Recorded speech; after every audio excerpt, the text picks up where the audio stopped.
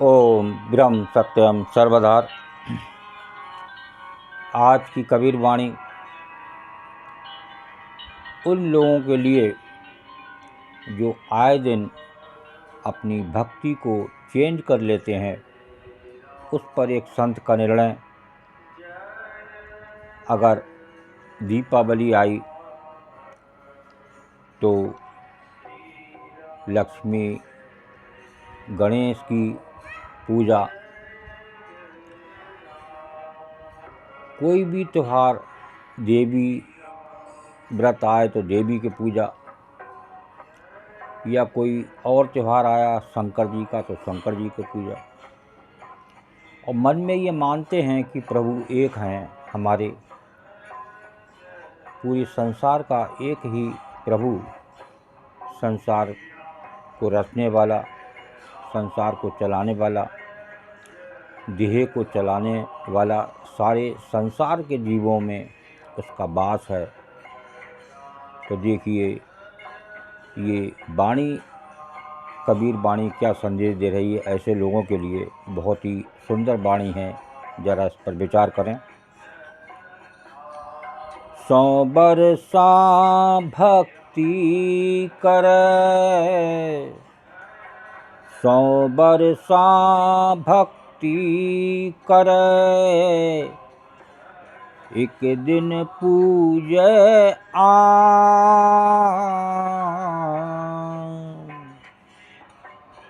सो अपराधी आत्मा,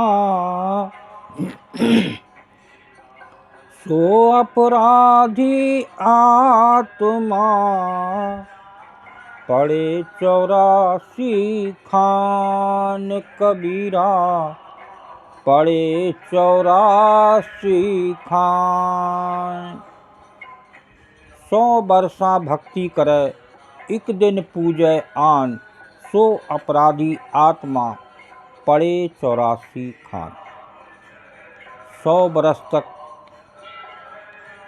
पहले तो आजकल जीवन ही 100 बरस का नहीं रह गया। जन्म लेने के बाद कब मृत्यु आ गई इसका कोई पता नहीं।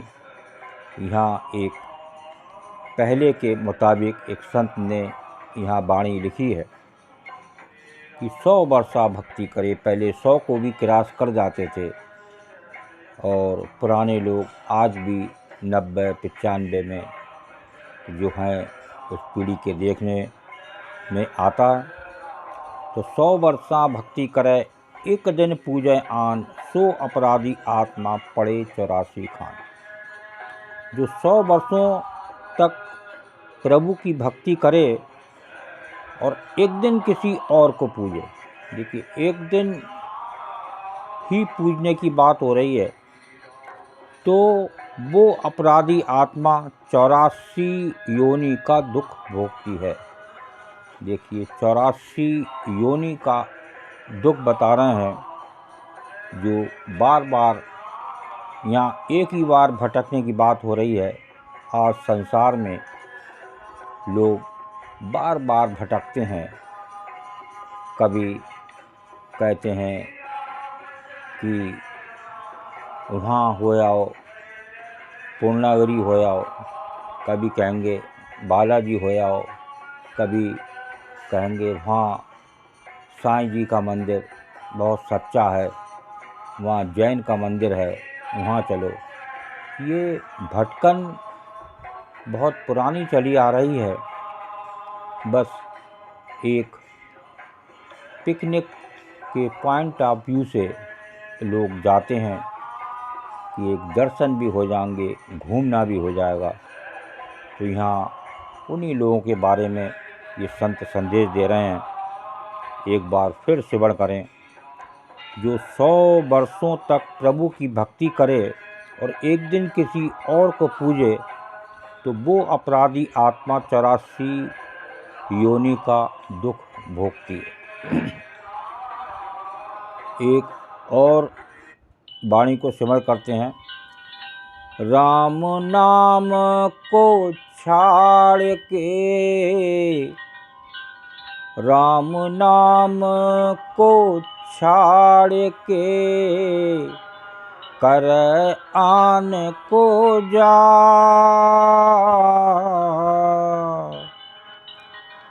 ताके मुहड़े दीजिए, ताके मुहड़े दीजिए, नौ सादर को बाप कबीरा, नौ सादर को बाप। राम नाम को छाड़ के करे आन को जाप, ताकि मुहड़े दीजिए नौ सादर को बाप।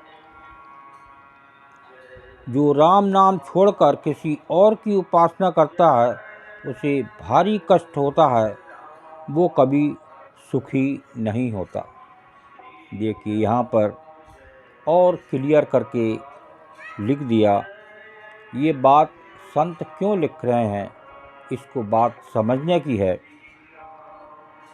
कि जो भक्ति हो वो एक की हो। जब आपको एक पे भरोसा नहीं है तो अगर आप 20 से 25 भगवान को मान के भक्ति कर रहे हैं तो आपकी बेचैनी ख़त्म नहीं हो सकती।